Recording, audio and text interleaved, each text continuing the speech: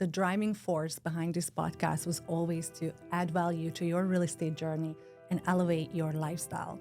And it's very cool that you're doing it here at GRAVITAS. Welcome to Luxury on Call with Alexandra Miklosheva, also known as the listing agent.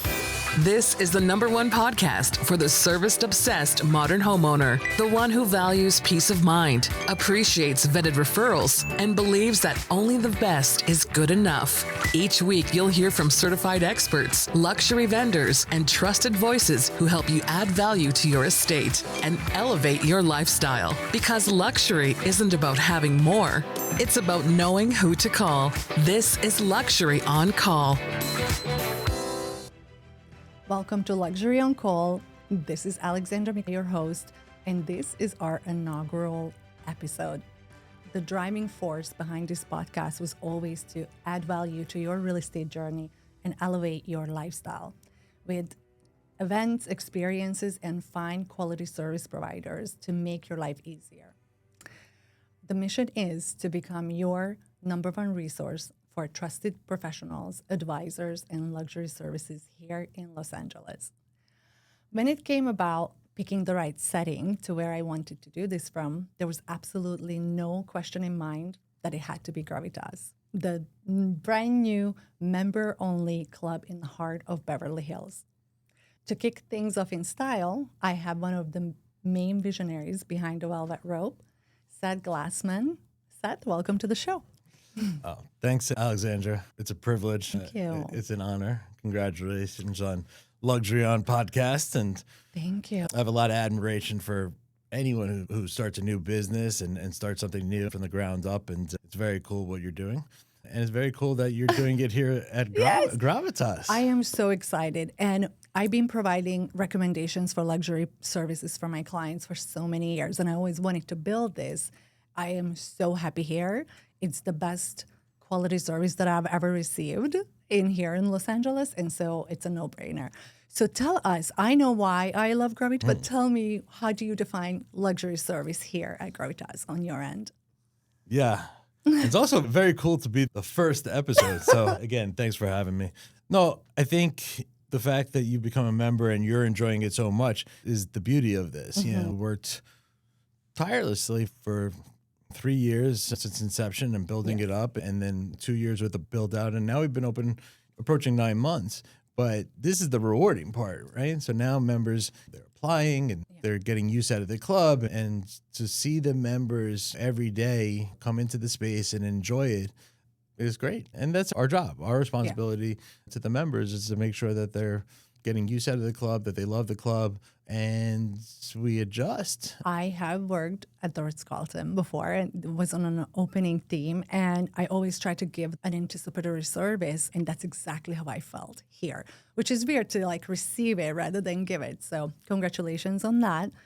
One of the things that I really want to ask is, what made you open up another club in LA? There's so many restaurants, so many establishments. And most importantly, how did you know that it's going to work? Yeah, I think the last thing on providing exceptional service, and that's a huge compliment coming from you, considering you've been in the business and you understand it. So thank you for that.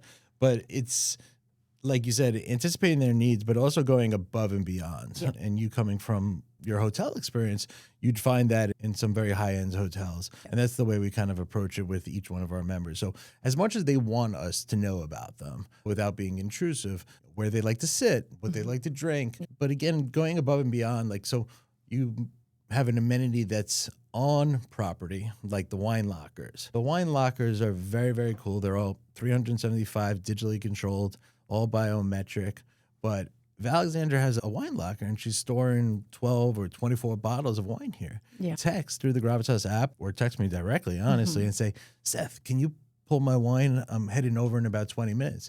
And then the team will pull the wine, decant it, and have it at the table before you even sit down. So those and other examples, again, and you see this in high-end hotels and maybe some members-only establishments now too. It's really what we pride ourselves on. You know, another member can only eat specific types of food. So we tell them, we say, okay, give us like 24, 48 hours heads up or whatever it may be. We'll go shopping. We'll get the stuff that you need and stuff like that. And we'll prepare it in-house. And that's what it really should be. It's like you're coming to your home and everything you need is here. It truly does feel like that. I mean, I come in, would you like another vanilla latte? I'm like, how do you know my coffee order? You know? So absolutely amazing. How did you know that it's going to work? So the one thing I'll mention there is, honestly, you don't know. I mean, we have a lot of confidence. We have a lot of conviction, and we know, and we felt really good about it. I will say this, that, you know, it's an emerging sector. And obviously you've seen these clubs in London forever and New York. They're popping up all over the place. And I think you'll continue to see them pop up in Los Angeles as well. But for me right now, besides the fact that Beverly Hills, I mean, Beverly Hills 90210 is still one of the most famous zip codes in the world. Sure is. And you're in a half-mile radius of some of the best retail, the best hotels, the best restaurants, and all the best stuff going on. How did it not have a members-only social club? And there was a few others, again, West Hollywood, downtown, Santa Monica, and they all do a great job. But we were obviously really excited about the location, the proximity, being in Beverly Hills, being in the heart of the Golden Triangle. And we believed that we did our due diligence. We had to show a lot of humility. We had to study and all these other clubs and what they offer and what they charge. But we felt like, all right, we put this thing in Beverly Hills. We build this beautiful, grand space, a venue. We provide great service. We differentiate ourselves by offering different types of amenities that I've seen at other clubs and different types of programming. And, you know, that, I believe, is a recipe for success. Okay, so you were confident in your abilities. Very you much knew so. how you want to differentiate yourself. And you knew that if you're going to build something grand, people are going to come.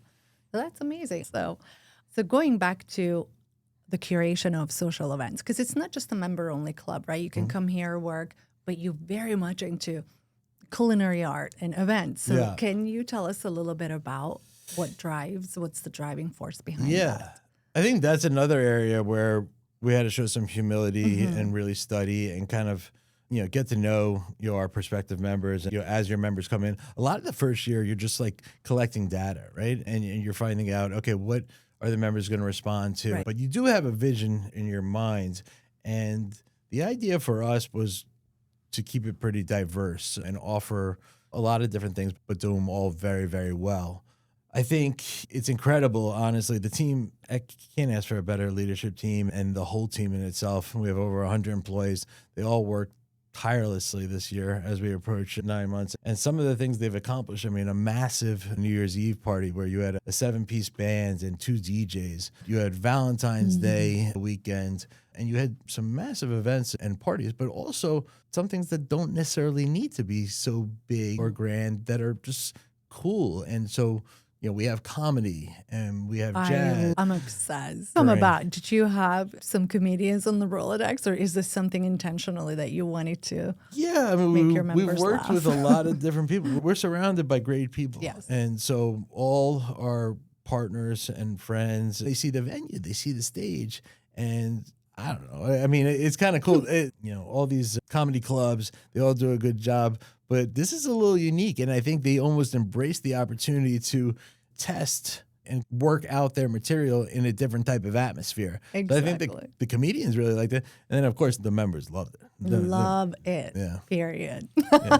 But the programming, the diversity of the programming is huge. Yeah. And it needs to be constant. One thing I learned is in the club is things can never be stagnant. You need to mix it up. Whether it's Innovate. culinary Yes. programming, we have an amazing executive sushi chef paired with our executive chef.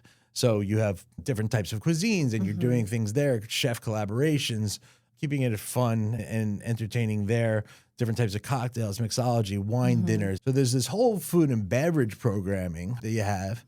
And then we kind of created pillars of all different things. We have the car club in-house. We got wine lockers. We got this podcast studio that we're in. We got private dining rooms. We got bars and stuff like that. A poker room too, right? Yeah. But what else can we offer for Mardi Gras? I brought in a jazz band and we served beignets from New Orleans. And opening day baseball, we served hot dogs and popcorn upstairs. I think members appreciate anything. It doesn't have to be massive, but these little things make you unique and different. We're always trying to touch art. and technology and business, so that no matter what your interests are, we're appealing to you. You are listening to Luxury on Call, Season 1, in proud partnership with the Beverly Hills Chamber of Commerce. And in addition to your events, you'll always have private events as well, right? So the members are able to bring their own events here and celebrate. Yeah, it's been a huge thing. This is a massive space. You're talking about 28,000, actually approaching 29,000 square feet. And one of the huge benefits there is that members can throw these events. Normally, in most spaces that I've worked in over the course of 2 decades, if you do a party of 100 or 150, it kind of takes over the whole space. It displaces members and it shuts down the operation. Or even just slows everything down. But with 3 bars and 2 kitchens and the way that the club is set up with different entry points, you can do a party of 150 and it will have no impact on the member experience. Yeah. So that's a great thing. And when we opened October 24th, I saw that right away because just about every member that we opened with approached us and wanted to do their holiday dinner. So we knew that the event portion of it was going to be a huge success. Yeah, and it's a great perk for the members that they don't have to go to a hotel. And it's a lot of the club is also convenience. It's just like, okay, we can do it at the club. Yeah, I could literally come here, my breakfast, meet with clients, record my podcast, have dinner, and have a jazz night. Speaking of, GRAVITAS Groove, is that what it's called? GRAVITAS Groove. I don't know. The name, like everything the first year, everything could still be evolving, whether it becomes just jazz or we keep mixing it up with different types of live music. But these last 3 weeks now, live music Thursday nights up in the loft has been very, very well received. And we'll keep that going. But again, mixing it up, a little bit different types of artists and music so that even that, the members are constantly getting something new. Yeah. Well, I love the last 2 jazz nights. She is killing it. She's phenomenal. Natasha Bissett is shout out to her. Is tremendous. And we've been very lucky to have her the last 2 weeks. And just like everyone we work with, we try to be thoughtful and we try to bring in people that understand our vision and the brand. Well, they're exceptional. Okay, I have a question. Sure. I am an A+ celebrity. I want to come in. I know it's a private club, but I want an additional privacy. Yeah. I love that feature. Could you tell me a little bit about like your private entrances and all of that? Yeah. Such a unique feature to the club. I think thoughtfulness is the word I use a lot with the layout of the club. And when you look at the architecture and you kind of walk the property and, this is really going back to 2021. So my business partner, owner, founder, Brandon Stephen, he's the visionary. And I had worked with George Kelly Architects on previous projects and they're sensational. And George does a really good job. And I knew that even though the grandness of this project, and it was going to be difficult, and their personalities are both great but different. But that's what you need to bounce things off of each other and stuff. Exactly. That the 2 of them together could really kind of bring this to life. And Brandon started putting pens to paper and ideas. And you know what? As much as we kind of changed and tweaked in the very beginning, honestly,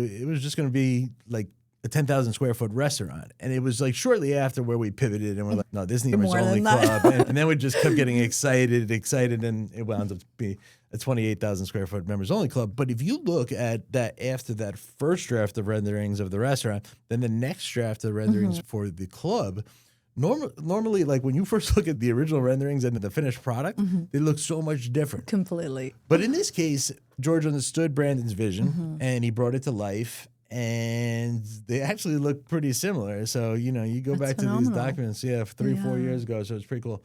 And part of that was, of course, being in Beverly Hills, the exclusivity. Yeah. Yes, a portion of the club is kind of wide open, which we like because there are still people that want to be seen and you want that energy and that want vibe. Want to mingle with the other members. Yeah, absolutely. But throughout the property, you'll see all these different little pockets where you could have privacy, where you can meet people, private rooms, private little areas and stuff like that, but also the entry points. And I brought it up when I mentioned the parties because, again, you can do a party and have a completely separate entry point.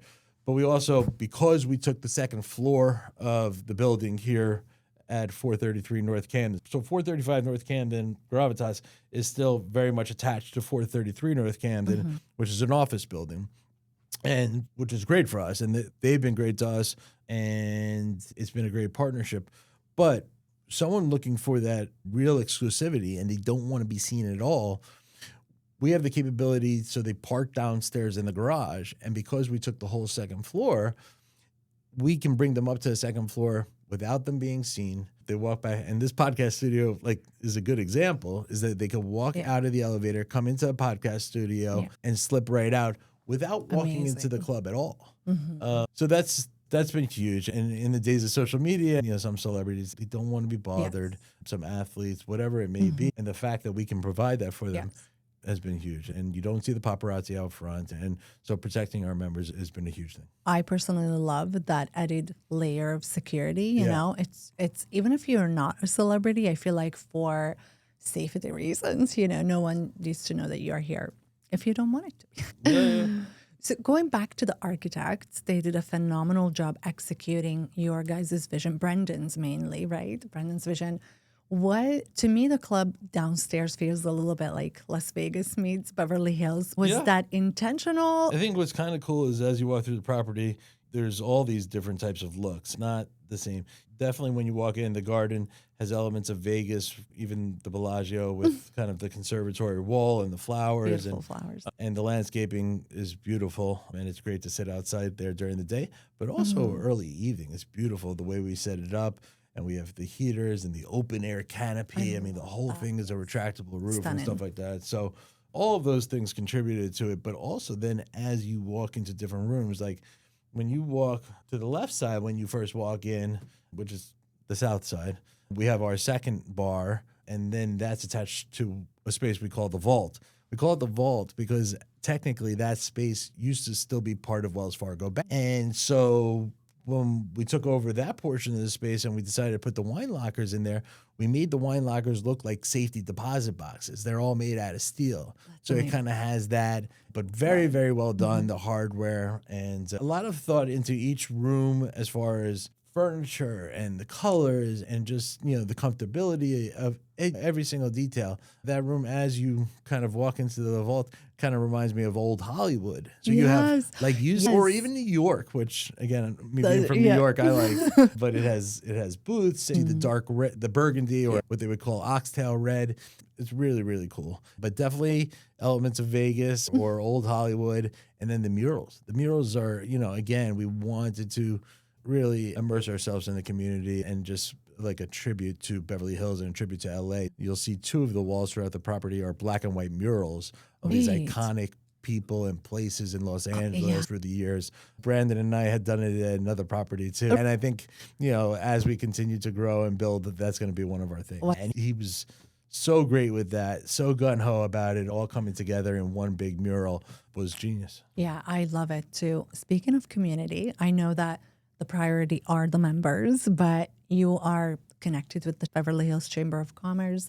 You also have events here with the mayor. How important is for you guys as an establishment to be a part of the local community? Paramount. The idea is to be here forever. So when all of this started, again, with Brandon back in 2021, we had talked about it, and people had warned us about all the potential hurdles. Brandon, the way he likes to speak about it is they said to him that he would never be able to get a bar outside in the Golden Triangle. I heard that. I loved it. I listened to that other podcast that you and Brandon went to, and he was like, that's all I needed to hear. They said to me, I can't do this. I'm going to do it. So those are the types of things. And then Beverly Hills just, honestly, for as much as everyone says, well, you're going to have this and this and this, they were great to work with. They were great partners, great to us. They really helped throughout the permit process and get this going, which seemed like a long time because that's the way we are. But honestly, 2 years for this amount of space and all the different detail was appropriate. And that relationship, will continue for years to come. I think immersing yourself in the community, the Chamber of Commerce, obviously the personal relationships with the mayor, who's been great to us. I mean, everyone's been great to us. And so, That's amazing. Yeah, it's crucial for us, and we like having those relationships. The residents of Beverly Hills obviously make up a lot of our membership base right now, but it expands outside of Beverly Hills. Right. Giving back, philanthropy, all of this stuff is stuff that we want to continue to do in Beverly Hills as we grow. And then the people around us. Like I see, not that Beverly Hills needed a resurgence, but places like, over the last few years, Cipriani's and Maria and Steak 48 and, other restaurants and then other hotels that are coming and the One Beverly Hills project. I mean, there's just so much going on. And then you have big things. You have the World Cup and the Olympics coming here. And so the future is so bright for Los Angeles. The future is so bright for Beverly Hills. And GRAVITAS, we're just lucky to be part of it. I am so excited for your growth and for your journey here and see what else is unfolding. So, the main goal for the podcast is to elevate our listeners' lifestyle. What do you want them to take away from our conversation? I still revert back to the design. Beautiful. Beautiful space, beautiful proximity. Right. And so that's luxury, right?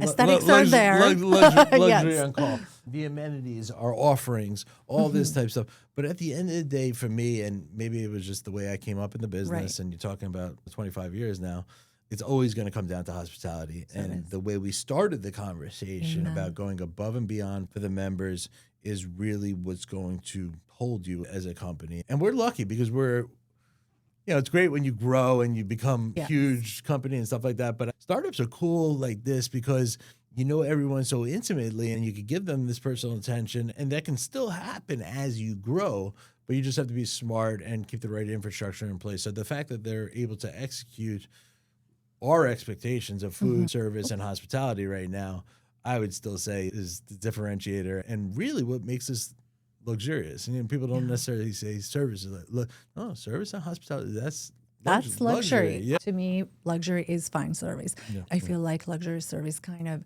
declined a little bit. It's a dying art form, if you will. Back in the day, you used to be able to go to certain establishments and you're going to get that incredible service. And it's harder and harder to get, especially in Los Angeles. I feel like there's so many incredible talents here. Yeah. Anybody who has some type of a talent, they're going to start their own business. They're going to want to work for themselves. So to curate the group of people who are that passionate about giving amazing service, that people that you found to work at GRAVITAS is a miracle in and of itself. Well, again, that also stems from our leadership and put myself aside. And, our general manager, Josh Herring, director of memberships, Raquel Gay, Shout out to all of them. Chad Gordon, assistant general manager. But honestly, the whole leadership team, they all have been in the business so long and they've worked with all these people. So when we opened up, it was so flattering. They all wanted to come over and work for us. Right. So that made the transition all the more easier because they're people you've worked with in the past. You trust them. The loyalty's there. And they know your expectations. So each one of these managers had like this cult following. I was like, whoa, they all want to come work for you. They want to come work for you. And so between the strategy team and the events team, everybody just had their own people. And with that, we were able to build an incredible team. That's why Brendan said in the other podcast, he could not imagine doing this without you and all the managers who had this cult-like following, because he knew they're going to bring their own community with them almost. So yeah, you treat your people right, you take care of that, and usually it translates to the members as well. Yeah. Now, I'm curious about a little bit about what you like and what your relationship to luxury, because you give it constantly every single day. You work a lot, but time to receive. So if you were going to a vacation, would you stay in a boutique hotel or a large luxury resort? It's not like I'm always working, but I tend to try things new. Okay. Depending on where I'm traveling, I like to check out new things because I want to see what's on trend, and I always think it's an opportunity to learn. And most of that, more recently, has been in the boutique hotels, but I love them both. Okay. Your favorite luxury brand? This could be anything. Clothing, food. People that actually know me, I mean, and I do, there's a good portion of the year where I wear suits to work and shoes and I look professional and stuff like that. But I wear Nike Air Force One. So I might not be the right person for the first luxury podcast because a lot of my tastes are simple. And that's why I always talk about the service being the important part. Exactly. It's not for me always the glitz and the glamour and stuff like that. It's what makes me feel comfortable. I'm so happy you said that because that's the whole idea of the podcast. Yeah. That Luxury on Call is really the service providers and the trusted professionals that are on call, just a call away. Yeah. Because to me, that's what luxury is. I don't care about brands, logos either. So perfect that you said that. Yeah. Thank you. I'm very comfortable in polo and blue jeans and sneakers. Ocean view or city skyline? I'm from New York, but I grew up on Long Island. Both my parents grew up in Brooklyn or right outside of Brooklyn. Spending your childhood, then going into Manhattan and stuff like that was great. So I spent my whole childhood in New York, and I spent 95% of my adult life on the West Coast. So those are also tough questions to answer. For me, if I could have the city skyline during the week and the beach on the weekends, that would be my preference. But you are allowed to say both. Yeah, I do love being outside. You do? So whenever we're not working, whether it's playing golf or You play golf? Not well. Just being outside with friends and family and being able to kind of disconnect from work for a little bit is always enjoyable. So it's great. One last question. Sure. You are in Italy. Do you do room service or you go out and try a restaurant? Try a restaurant. Okay, all right. For sure. Good, Sure. good.